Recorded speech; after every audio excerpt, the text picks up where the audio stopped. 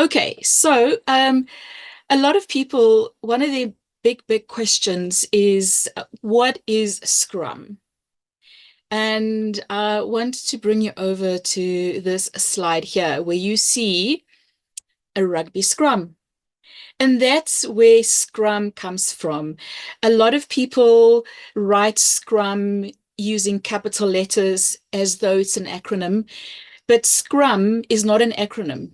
Scrum, the SCRUM, don't stand for anything because Scrum is about Scrum and it's about the game of rugby. And that was the inspiration for the creation of Scrum. So the creators or people who are involved in the Toyota production system, they really loved the game of Scrum and what it actually meant. And how it was that a team of individuals with different skill sets, different strengths, together worked in order to grab the ball, pass it down the line so that a goal could be scored.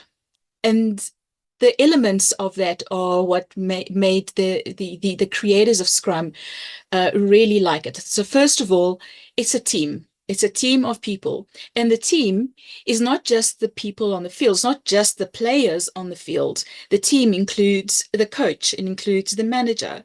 So there is a whole ecosystem that enables players to actually get onto the field and are trained.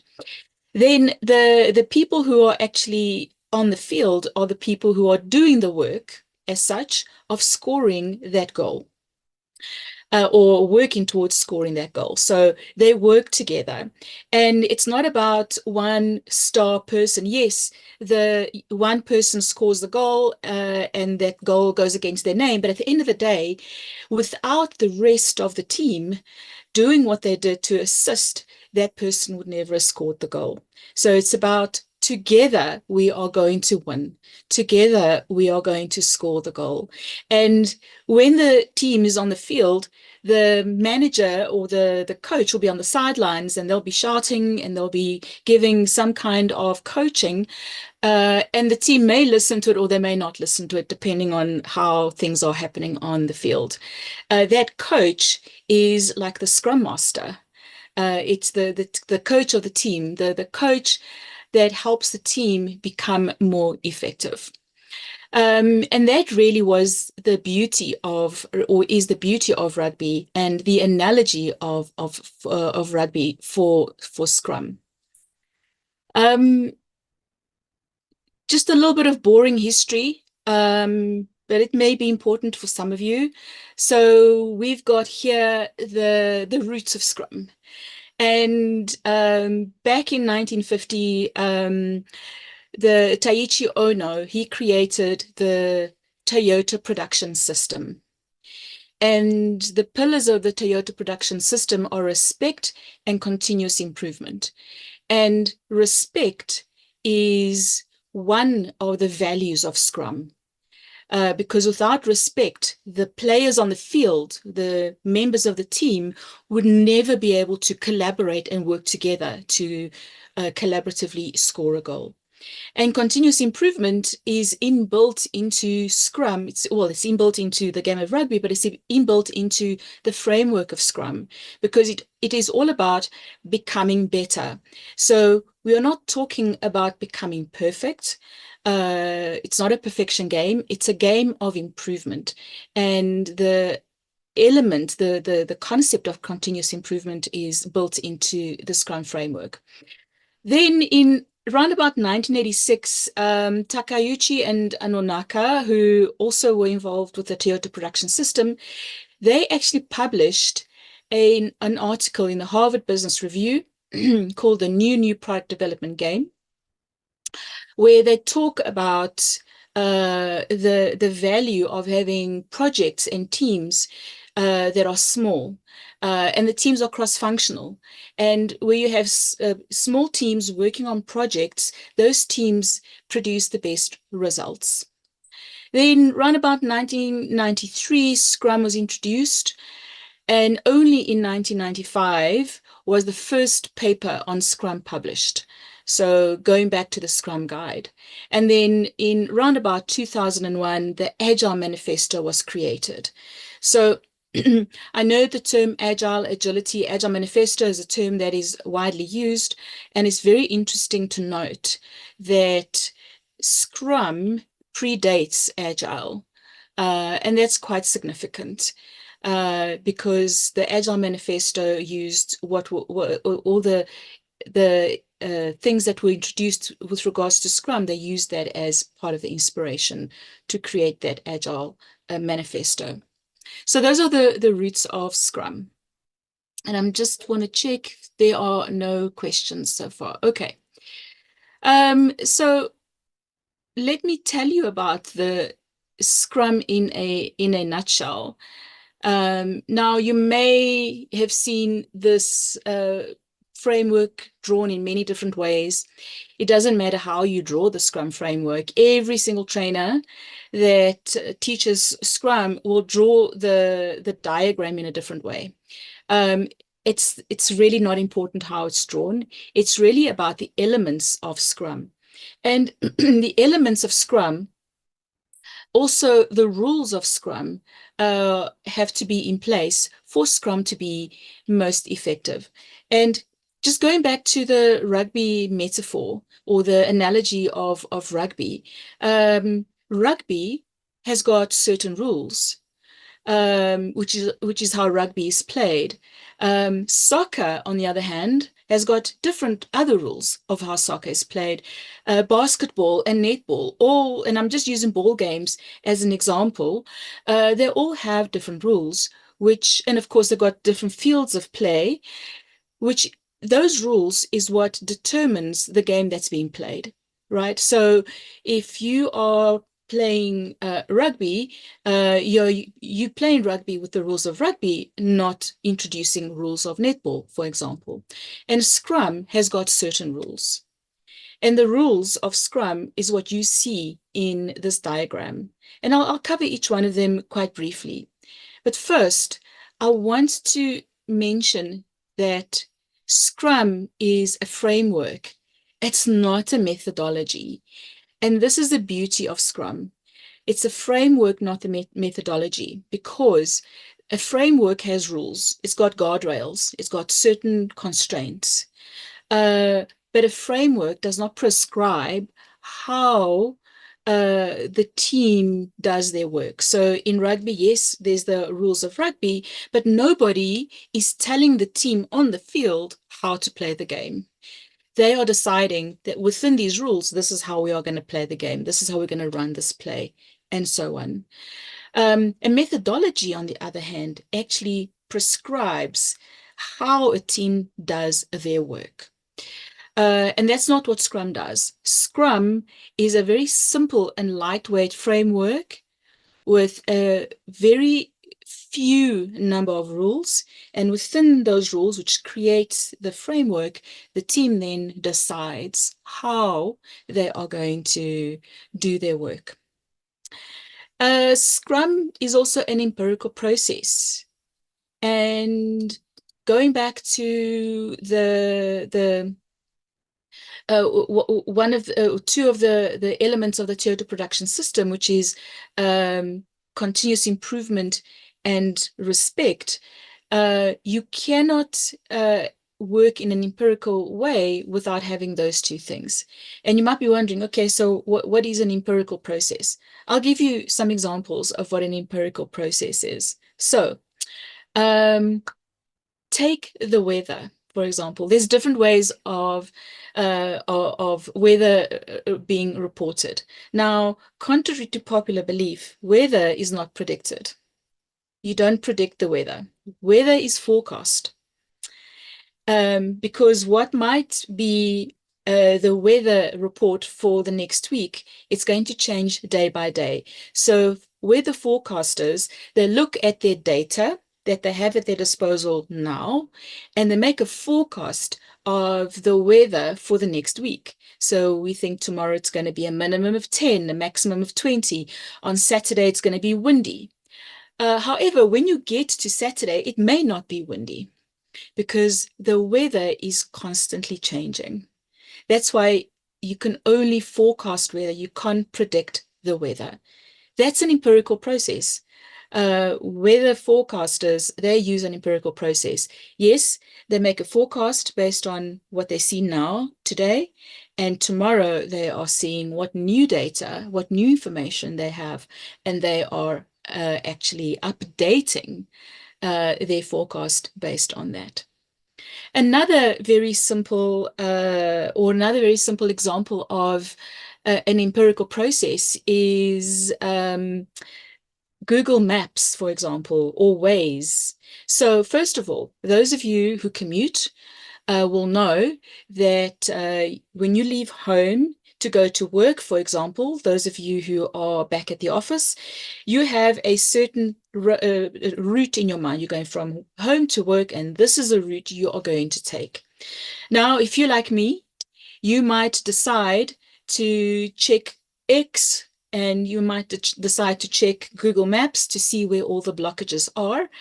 And that will, and you will reroute your original planned route according to what's in the way. So there may be blockages, there may be accidents, there may be a roadblock, there may be construction work happening at any time on your route, and which allows you to replan your routes to work.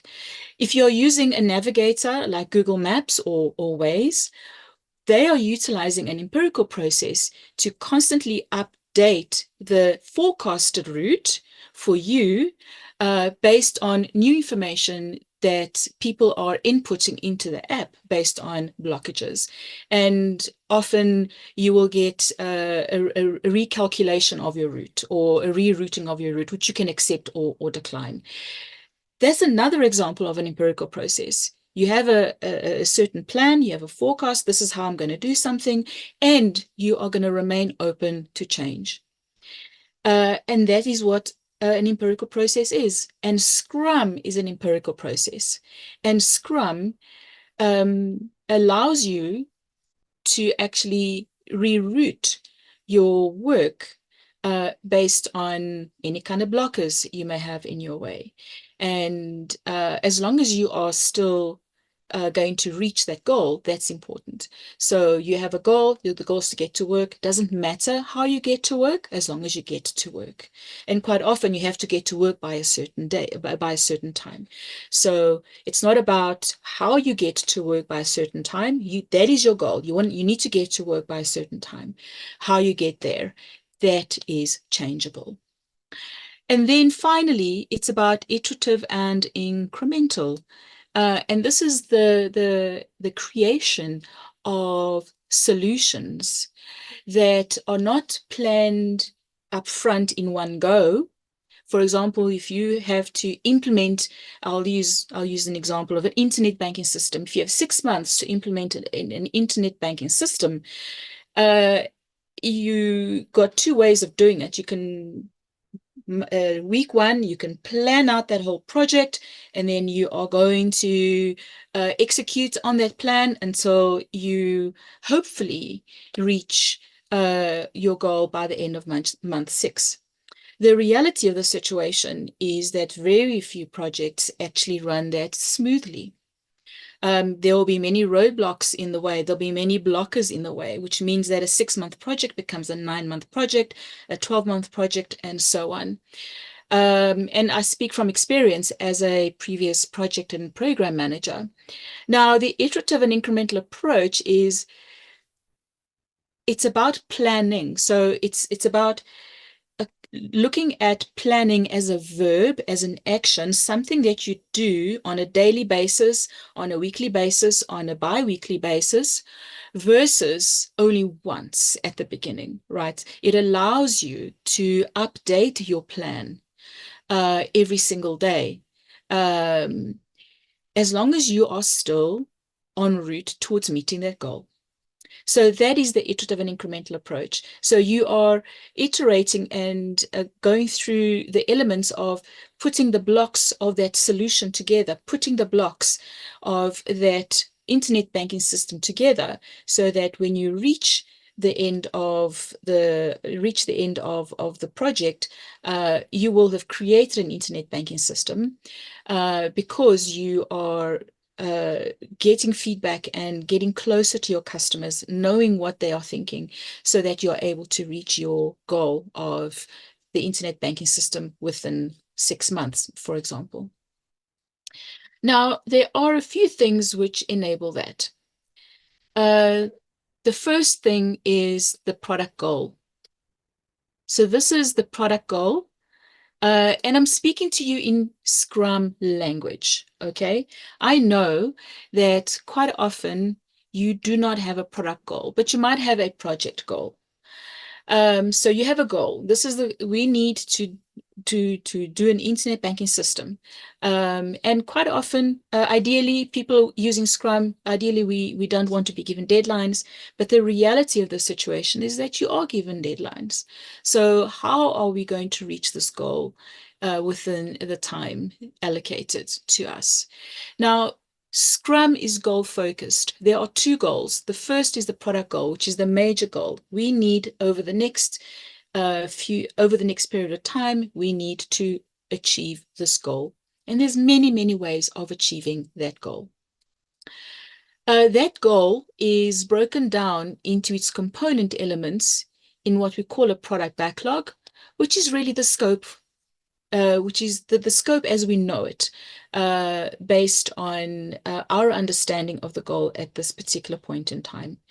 Now, the product backlog is something which is going to be updated all the time based on feedback that you receive from your customers and stakeholders. Now, the work of the team is done within something called a sprint. And a sprint is a period of time, usually between 1 week and 4 weeks in length. So a sprint can be 1 week, it can be 2 weeks, 3 weeks, or 4 weeks. The team decides how long a sprint needs to be. And every sprint has a goal. So Scrum is very goal focused. It's very goal orientated. So the sprint goal is the goal we have for the next 2 weeks. And I'll just use 2 weeks as an example because time and time again, surveys that are done annually show that across the globe, wherever you are in the world, and not just South Africa, but wherever you are in the world, the most popular sprint length is 2 weeks. So every 2 weeks, the team does some planning, they execute on that plan, and then they show the results of their execution, and then they move on to the next sprint where they enter into another planning cycle once again. So teams that are using 2-week sprints, they will be planning every 2 weeks. That is powerful because it's about the action of planning and executing on that plan every 2 weeks, rather than having one big plan at the beginning of the project and then hopefully executing on that plan within a prescribed period of time. Now, on a daily basis, the team, the developers, they will come together and they will look at, okay, how are we doing? Are we still on track towards meeting our sprint goal? And they have the ability to update their plan based on what the experiences of the previous day's work was. So there may be some blockers, there may be some dependencies, which actually means that what was originally forecast to happen needs to change. And it's okay to change how the team does their work, provided they are still on track towards meeting the sprint goal. All right. Now, the team, I keep talking about the team, and you may be wondering, who is this team? Who are the people in the team? And that's what I'd like to describe to you now. Or actually, let me describe something else first. So why would you use Scrum? You might be wondering, so why Scrum? So A lot of people that come to my classes, they want to do Scrum because they want to move faster, they want to deliver more. But at the end of the day, it's not about moving fast and it's not about delivering more. It's about delivering what needs to be delivered. And quite often we talk about Scrum being very appropriate for a VUCA world. And you may be familiar with the term. We live in a VUCA world. It's something that a lot of people talk about. And VUCA stands for volatile, uncertain, complex, and ambiguous. So we're really talking about a situation where, and I'll use an example of software development, for example, where the full scope is not known, where at any moment in time, the business stakeholders can change their minds and say, I want you to do this instead. Where the technology that the team is using is unknown technology, or the people who are working in the team are quite new and junior people. Those things bring about complexities, and then things are ambiguous. How often do you experience that there is a business requirements document, normally called a BRS document, and the business analyst might spend a few weeks or a few months. In my experience in banks, things can take quite a while, so it takes about 3 months for really big projects, and they spend 3 months creating this business requirements document as a result of their requirements gathering exercise. And then at the end of the 3 months, they need to get sign off on this document, and the business says, well, this isn't what I asked for, or you have misunderstood what I wanted, which creates a bit of a problem, right? The business analyst needs to go back and try to understand what those changes are. That's the best case scenario, by the way, that before the business requirement specification is signed off, that those deviations are actually picked up. And it's not because the business analysts got it wrong. They did not. At the time that they actually spoke with the business, that's what the business requirements were. But the world changes. And as a result, the requirements change. Worst case scenario is that a project is implemented according to this business requirement specification. You get right to the end where business needs to do some user acceptance testing. And guess what? That's when things come to a halt. And as an ex-project manager, a software development project manager, it was incredible how quickly my projects got to 90% complete, but that last remaining 10% took double the time. Why was that? It was because the requirements had changed. They weren't wrong. They were right at the time of gathering those requirements. But the world had changed. The world of the business stakeholders had changed. So in their eyes, the requirements that were actually developed were wrong when they were ready to go live. And that's a problem. That's wasted time. It's wasted money. It's wasted effort, and it does cause some problems in large organizations. So Scrum says, yes, we know that business, you've got all these requirements, we know that you've got all these ideas, all these things that you need. And we also know that you're going to change your mind, not because you're trying to be difficult, but because the world changes. Any environment that you're working in now, and I think I hope I'm not assuming too much in thinking that a lot of you are in financial services, but any industry, things change. You could have a new regulation being adopted or being thrown at organizations. You may have a competitor coming out with a groundbreaking product, and all of a sudden you need to catch up, for example. You might have a key customer saying, I want this because if I don't get this, then I'm going to cancel my contract or my account with you. And Scrum has created the framework to help you and your business keep up with the changes that are out there. We live in an incredibly changeable world, and it's important that customers get what they need when they need it. So Scrum allows you to work in small bits. So you do something as a team, sprint number one, this is what you do. You present it to your customers or to your stakeholders. They say, yes, this is awesome. Please continue. Or they might say, yes, great. But you know what? We've also thought about this, and we also need this to be included.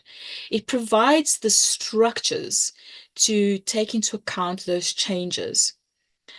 And if you are thinking, well, hang on, how do we audit this? How do we create auditability? Well, I've passed many internal and external audits uh, with the Scrum framework because the framework has got these checkpoints that are built into the framework. One other thing I want to mention, which creates a lot of confusion and even some wrong perceptions. Scrum does not exclude any existing organizational processes and policies, even governance requirements. Okay, Scrum does not work unless those governance requirements, those policies and procedures are already existing in your organization. And many large organizations already have them. They've got release policies, they've got procurement policies, there's the project management office, there are governance requirements.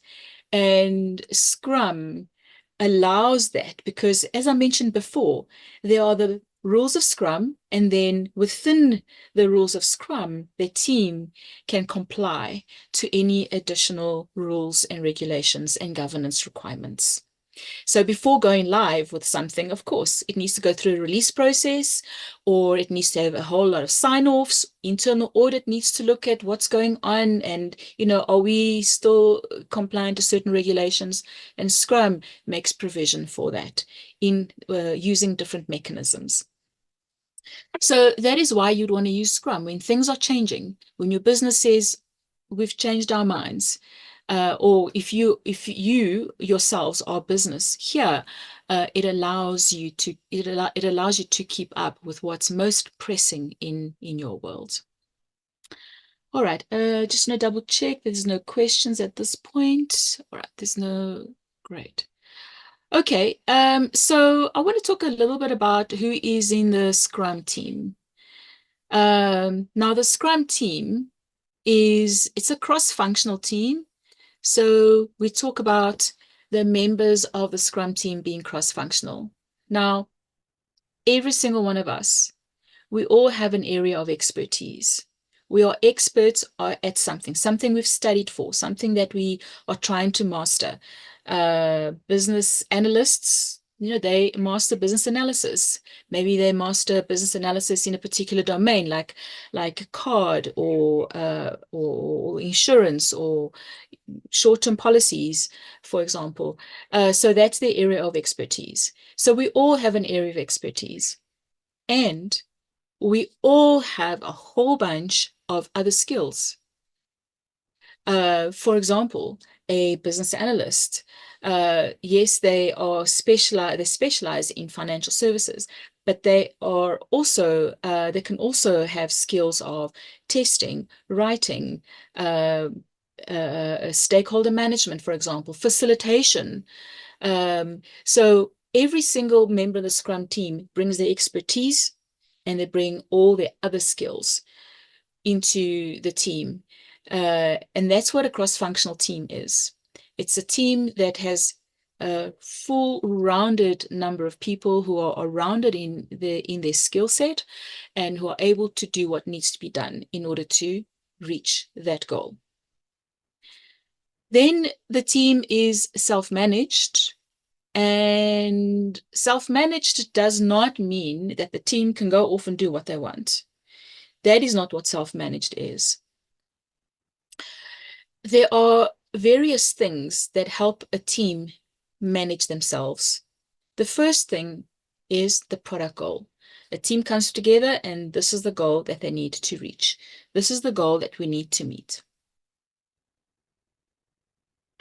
Another element which helps a self-managed team uh, perform is they are fully aware of each other's skills, each other's strengths, each other's weaknesses. Going back to the analogy of the rugby team, every single player in that team, they know who the other players are. They know their strengths, their weaknesses. They know what they can count on them to do well and what they can count on them to do not as well, but they are an option. If a specific play in a field means that a ball needs to be passed to someone where that's not their strength, they still do it rather than not. So it's about understanding the roles and the skill sets and the capabilities that everybody brings to the party. That's another thing which helps a team be self-managed.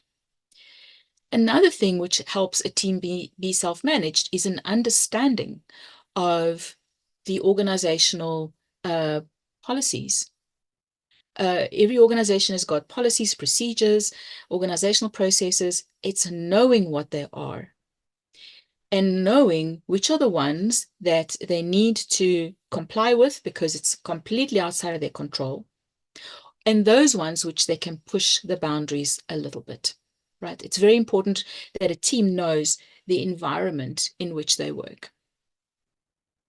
So a team is not self-managed because they can do what they want. A team is self-managed because they have all of these elements that is helping them manage themselves. It's almost like guardrails. Then the team consists of one Scrum Master. And the Scrum Master is like the coach. It's like the rugby coach. It's the person who is ensuring that the team is playing to the best of their ability, who is helping and coaching the team. They are helping coach the team on all their skills, and it's someone who helps the team work effectively, right? Now, the Scrum Master in sports coaching, a Scrum Master or the coach is someone who obviously has played that particular game before. So a rugby coach is someone who's played rugby before. In Scrum, the Scrum Master does not need to have developed or worked in financial services before, because they are coaching the team to be effective at what they do. So they are looking and helping the team, but they're also looking outside of the team, and they are looking at the environment, the context within which the team works, and try to find ways of helping the team navigate through those processes and procedures a lot more elegantly. Then we've got the product owner. And the product owner is the person who owns the product. So in rugby, to be the manager, in soccer, definitely the manager. So it's someone who actually they own the goals, the product goal. They create the product goal. They take into account all the stakeholder needs, all the stakeholder requirements. They manage those stakeholders, and you can imagine that in any team, irrespective of whether it's a team within an organization or sports teams, that there are many external stakeholders. So the product owner is the person who helps that. And it consists of many developers.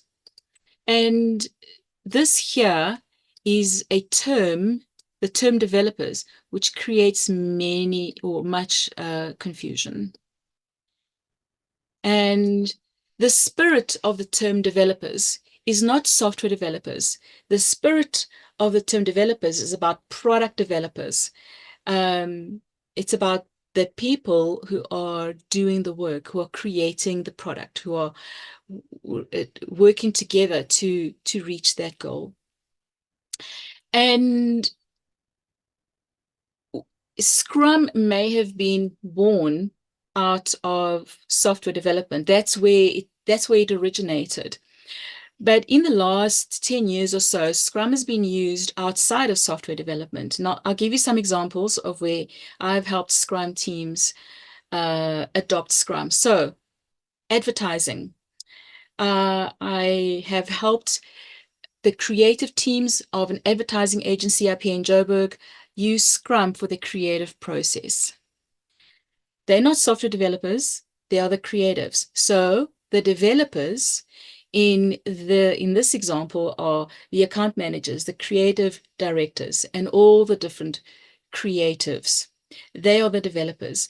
In internal audit, I've also helped Scrum being implemented in internal audit, and the people in internal audit are the internal auditors. There might be some people with a legal background, and there might be people who are specialists, specializing in accounting, for example, and those are the developers. So the developers are the people who are doing the work. So it's not about software developers.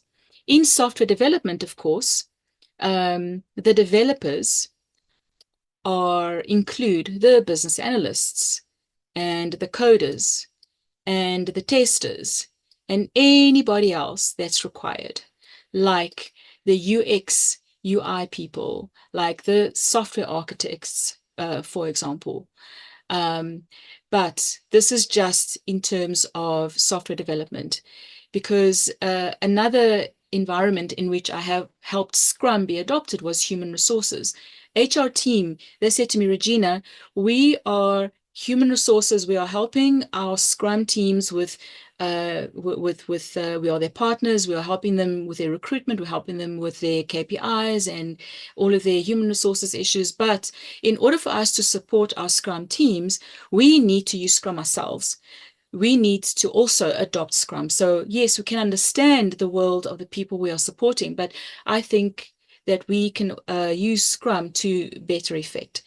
And the developers in that human resources team that I helped, and it was at one of the banks in Johannesburg, their developers were the recruiters, the HR partners, and the various human resources administrators.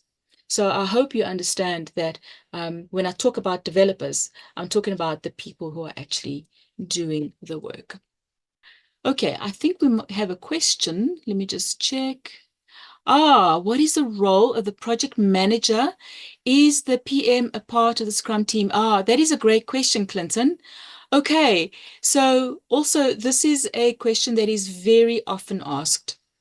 So, Clinton, I'm going to give you the theoretical answer. This is what the Scrum says, and I'm going to then talk to you about what happens in real life, right? So, according to Scrum, there's no project manager in Scrum, okay? And the reason for that is because the team is self-managed. Also, the activities or the things which or rather the project management activities. So not project manager, but project management. Project management activities, they don't go away. They still remain. So this whole Scrum team together undertake all the different actions or activities of the project manager, right? So for example, the product owner will be doing procurement, they'll be doing maybe financial management, they'll be managing the stakeholders, for example. The developers, they will be allocating the work, they'll be doing their own capacity management, they'll be deciding the scope of work. The Scrum Master will be helping with clearing the way for the team, dealing with any problems, any issues. They'll be helping the team deal with risks, for example. So theoretically, that is, what happens with project management in Scrum. But let's talk about in reality. In reality, especially in very large organizations, there are still project managers. And I'm going to speak from my experience, because when I was introduced to Scrum, I was a project manager, and I went on the Certified Scrum Master course, which gave me a lot of background and also helped me figure out my role and what I needed to do. So this was before I became a Scrum Master. I found that my role as a project manager elevated itself and I became more strategic. So I found myself supporting the product owner a lot more with the work that the product owner needed to do with regards to stakeholder management, with regards to ensuring that status updates were done. Because things like status updates in Scrum don't go away. You still need those. You still need all of those organizational functions to happen, and that's where a project manager can support someone like the product owner. But the role became a lot more strategic.